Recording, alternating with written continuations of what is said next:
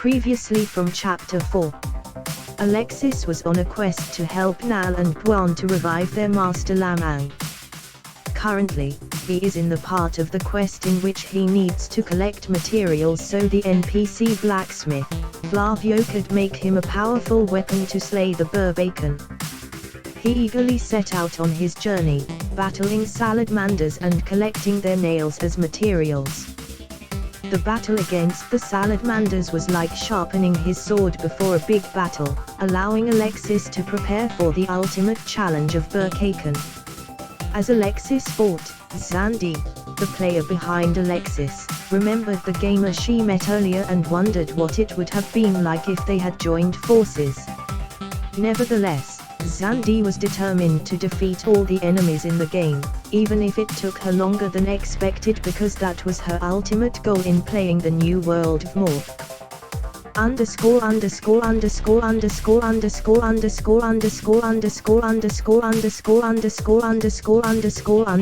After collecting the 10 salamander nails, 15 iron ore, and 5 metal rings that the NPC Flavio asked Alexis to gather, he went back to the blacksmith in hopes to start to reach the finality of his main quest. I think this is enough.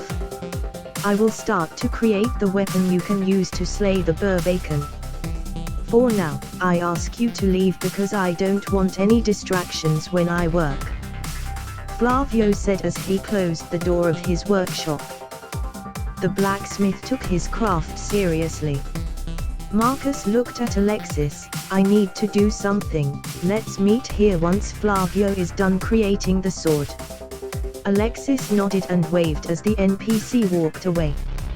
He looked at the talking animals. They looked realistic, but it is weird when they talk. It is as if this is not a game but another world.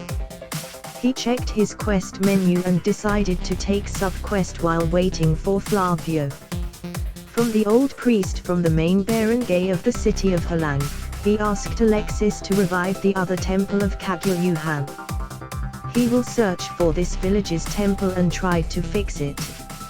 He told Lamang's loyal companion that he will take a sub-quest while waiting for Flavio. They said that they will just stay near the blacksmith's house so Alexis can go wherever he wants. Upon the approval of Nal and Guan, the gamer started his search. As he walked casually, he saw a rundown temple, similar to the one he saw at the previous barangay before the reconstruction, although this is smaller than that. He saw a man wearing a hooded cloak and approached him. Are you the priest of this temple? I am Kagyuyuhan's sword for his crusades, Asatawa Damara. I would like to assist you to restore the temple. Yes lad, I am a priest here. It's good that you wanted to help restore this temple. But I think it is too late. The Dachu ordered the demolition of this temple tomorrow afternoon. I'll talk to the Dachu to convince him to stop the demolition, Alexis said with conviction. The old priest sighed. You cannot just talk to the Dachu. But you might talk to our captain or village chief to ask for his assistance. He might help you in convincing Dachuputi. Alexis heard the clicking sound which confirmed this sub-quest acceptance. He asked the priest where he can find the captain and he followed the direction to go there. As he entered the hall, Alexis saw the person he was looking for examining him. Captain Tamayong was an elderly man, with wrinkles etched deeply on his face, reflecting the years of wisdom and experience he had accumulated over the years. Despite his age, he still carried himself with grace and dignity and held an air of quiet authority. His head was adorned with a traditional headdress made of indigenous fabrics. Although old, the headdress looks good and is fitting as a symbol of this man's status and leadership. His hair, now silver with age, was neatly combed and tucked behind his ears. He had piercing brown eyes that sparkled with intelligence and kindness, and a warm smile that lit up his face. Tamayong's body was thin and lean, with slightly sloping shoulders and long, slender arms. His skin was dark and leathery, tanned by the sun and wind, and rough from a lifetime of work. He was dressed in the traditional clothing of a Baron Tagalog made of pina fabric that flowed down to his ankles. He also wore a pair of pants and traditional sandals made from woven bamboo, which completed the pre-colonial Filipino attire. Zandy was captivated by the efforts the game developers put into showcasing the country's rich culture and history. They were clearly determined to educate the younger generation about their heritage, especially since most of them today spend a significant amount of their time playing games rather than studying the history of the country, especially during the pre-colonial period. The game avatar Alexis extended a hand in front of Capitan Tamayong as he introduced himself. The leader shook it as he acknowledged that he is, in fact, the Capitan the gamer was looking for. "May I assist you with something?" the old man queried, his voice ringing with authority. With a clear and concise tone, Alexis recounted out the mission bestowed upon him by the priest from one of the barangay from the capital city of Halang and his fervent desire to preserve the temple located within this village. The village elders sighed and spoke of the disillusionment with their former object of worship, Cagulyuhan. Despite being the only deity they used to believe in, a growing number of people were beginning to question his worth. The deity of war was seen as a blessing only in times of conflict, but there were even whispers that he might be the cause of the current malediction plaguing the kingdom. The people's struggles with hunger and poverty made it difficult for them to see the value in relying on Cagulyuhan anymore. Despite appearing to be functioning well, the situation in this village is not a true reflection of the state of the entire kingdom. Waya is the last remaining inhabited place and one of the poorest in the land. Most of the kingdom is inhospitable, with large portions of barren land rumored to carry illnesses that could be fatal to residents. This has led to a lack of population in these areas. Tamayong fixed his gaze on Alexis. "To be truthful, I concur with Dachuputi's proposal to raise the temple and construct a housing project for the homeless on the land. However, if you can demonstrate to me that the temple holds value for this village, I will present your argument to Dachuputi and implore him to reconsider his decision." Alexis was tasked with a sub-quest, but he was given no clear explanation as to what he should be searching for. The only hint was that whatever he found would serve as evidence that the temple was still necessary. Temples are often depicted as being imbued with immense spiritual or magical power, and they are regarded as sacred places where powerful magic can be performed.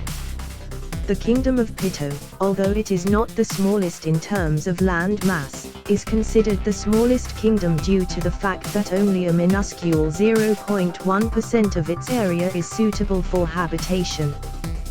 To convince the leaders to save the temple, it would be easier if it serves a purpose for the community's livelihood.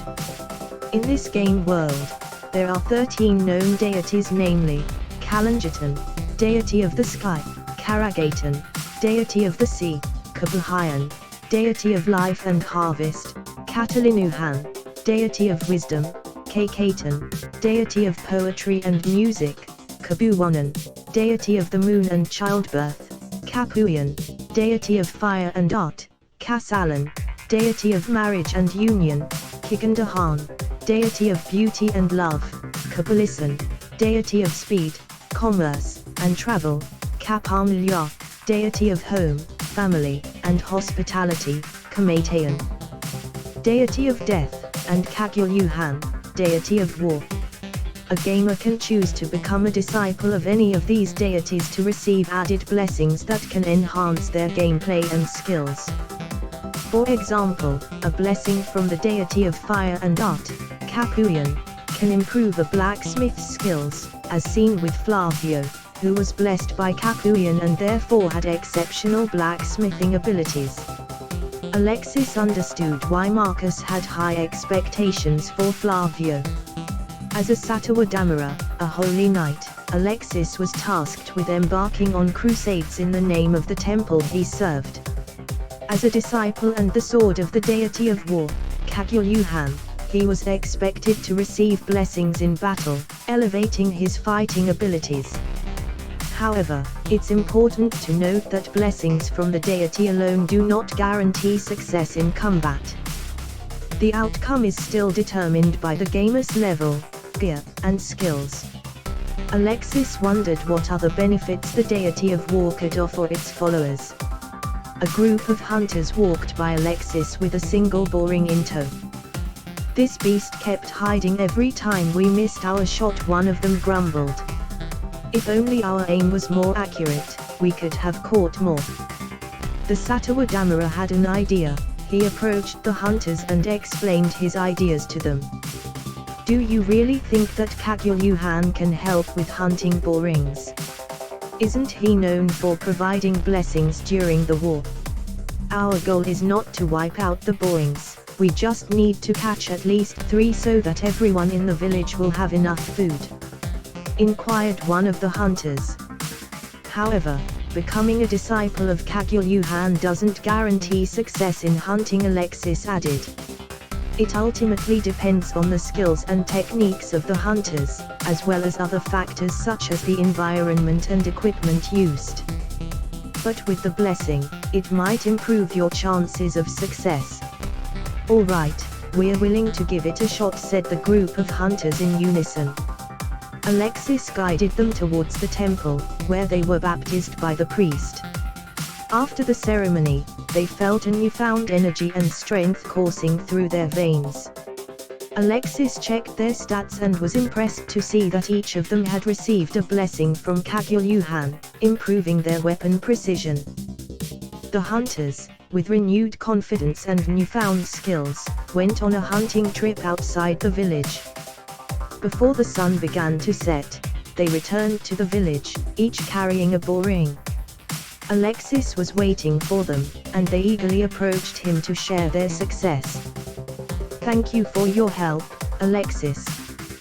We wouldn't have been able to catch these borings without your guidance, Arturo said, adjusting the boar-like beast on his shoulder.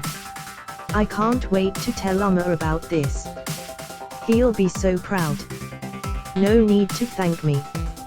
You are blessed by Kagyuhyuhan, not me. Alexis said modestly. The hunters waved goodbye and they went to the meat mine to skin the boar-like monster. A notification appeared in front of Alexis, accompanied by a clicking sound. He looked down to read the message, which said, "Task complete. Captain Tamayong requires 2 more demonstrations of the temple's significance before reaching a decision on its fate." Alexis was overjoyed at this new development. He decided to wander the village and see if he could find other people in need of Kagyuhyuhan's blessings. The village was known for its limited number of hunters and the lack of active warriors. The only exception was a retired warrior who had served Dachiputi in the past. Although the village was still part of the city of Halang, it was distinct in many ways.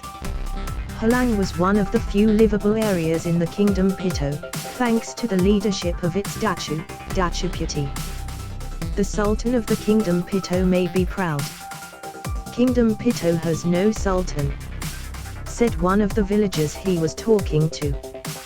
He added, that is why we respect Dachiputi, even the other datas. They all encourage him to take the leading role, but Dachiputi believes in the prophecy, that's why he's waiting for the right person to come and fulfill it. He's making sure that the kingdom is ready for when that time comes. Alexis pondered on the objective of the game as he remembered one of its main goals, to make gamers a sultan of the kingdoms in Panja and ultimately unite all the kingdoms into a single kingdom ruled by a Maharaja, similar to an emperor. A spark of excitement appeared in Zandi's eyes as she thought about the possibility of completing this quest. She realized that increasing her reputation through this quest could lead her to be considered as the Sultan of Kingdom Pito. With this goal in mind, Zandi chose Kingdom Pito as her starting point, eager to improve the status of the kingdom and make a positive impact through her game avatar. The gamer considered how the temple could benefit the kingdom in the quest for unification. With the help of the deity's blessing, the kingdom could train stronger and more strategic warriors. The blessing would provide the war strategists with an intuitive understanding of battle tactics, allowing them to make quick and effective decisions in the heat of battle. The warriors themselves would be gifted with increased endurance and physical strength, making them formidable foes in the field. The gamer envisioned the temple playing a crucial role in the kingdom's success in the war for unification. For this village, Capitan Tamayong is old. But Alexis could not see or hear that he has a qualified successor. Alexis thought that having blessings from Kagyuyuhan can enhance its followers' charisma and strong leadership skills, making them effective leaders not only in battle but in sustaining everyday village life. This could be the key to finding a worthy successor for Capitan Tamayong and ensuring the continued prosperity of the village. Alexis saw the potential for the temple to play a crucial role in the development and stability of the village, and he couldn't help but feel a sense of responsibility to preserve its legacy. With this thought in mind, Alexis sought out Capitan Tamayong for permission to address the villagers with his ideas. The wise elder agreed to let Alexis speak, eager to hear his proposal. At a gathering around a bonfire, Alexis passionately shared the various benefits of being a follower of Kagyuyuhan. He highlighted the deity's ability to enhance charisma, leadership skills, battle strategies, endurance, and physical strength. The villagers listened intently, soaking in the information and considering the advantages of becoming a devotee of Kagyuyuhan. Wow, I had no idea Kagyuyuhan was capable of all that, the 15-year-old villager marveled. Even though I'm physically weak, I'm eager to learn battle strategies and contribute to our victories. Me too, I easily tire.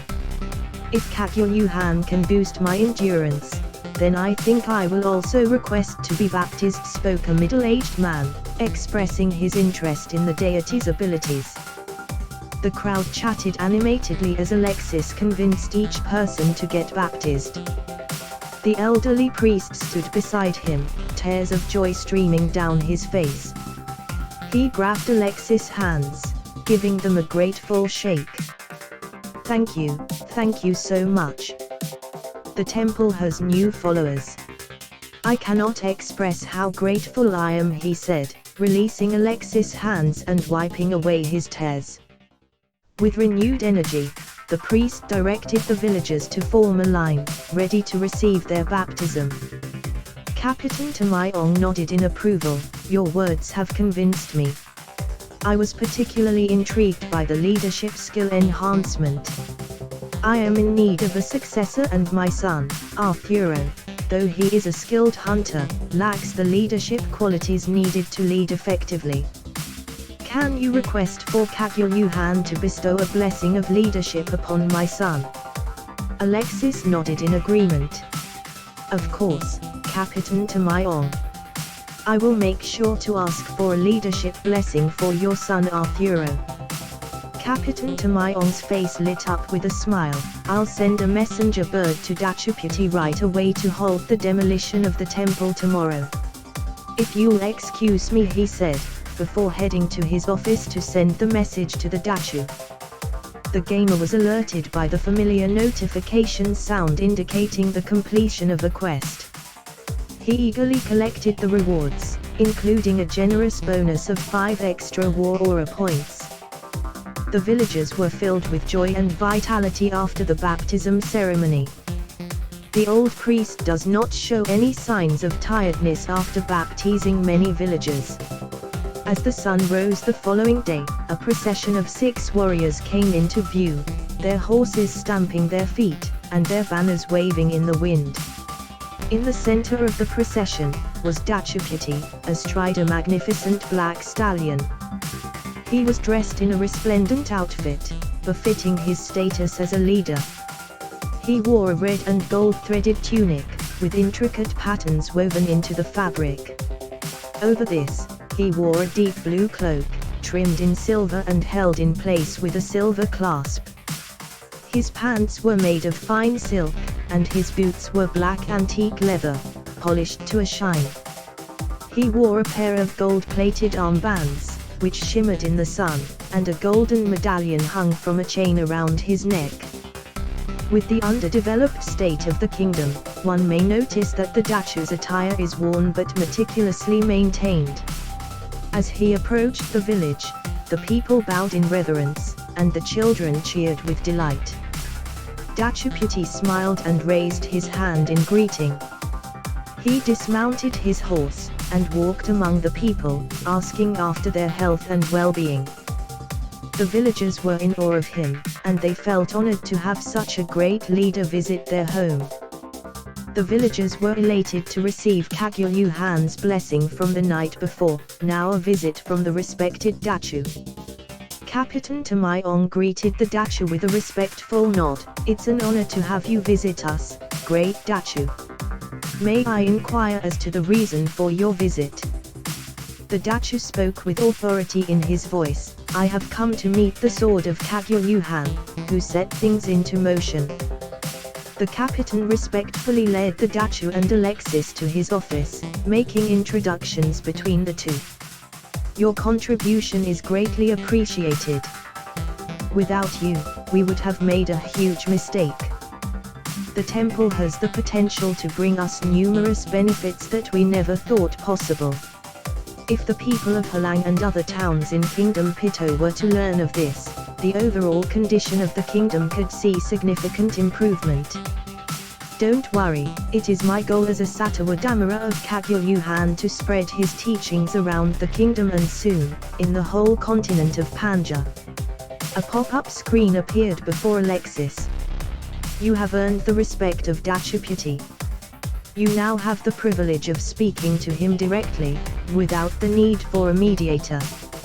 Having earned the respect of Dachuputi, Alexis was overjoyed at the newfound privilege. "If you need help with anything, you can always come to me. I'll do my best to assist you," the dachu declared. "Thank you, great dachu." After the completion of a sub-quest for Kagyuhan and obtaining the trust of the dachu of Halang, Alexis went back to Flavio's workshop. Marcus is already there talking to Nal and Guan. "The blacksmith has finished the sword to kill the beast that killed my master. We can now slay it," Nal exclaimed enthusiastically. As the door to the blacksmith workshop creaked open, Flavio emerged, holding a gleaming weapon in his hand. It was a short sword gladius, a small but deadly sword that was commonly used by ancient Roman soldiers. Alexis's eyes grew wide as he gazed upon the magnificent weapon.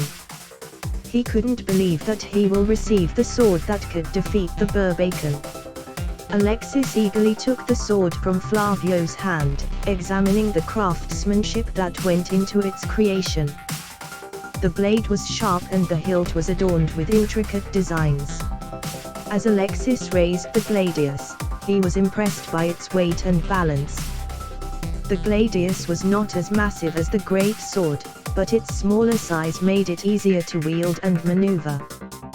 The blade was long enough to inflict serious damage to his enemies, yet short enough to allow for quick and precise strikes.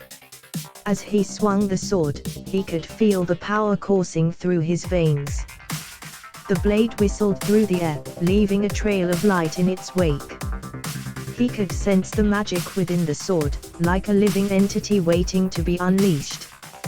Flavio watched proudly as Alexis tested the sword.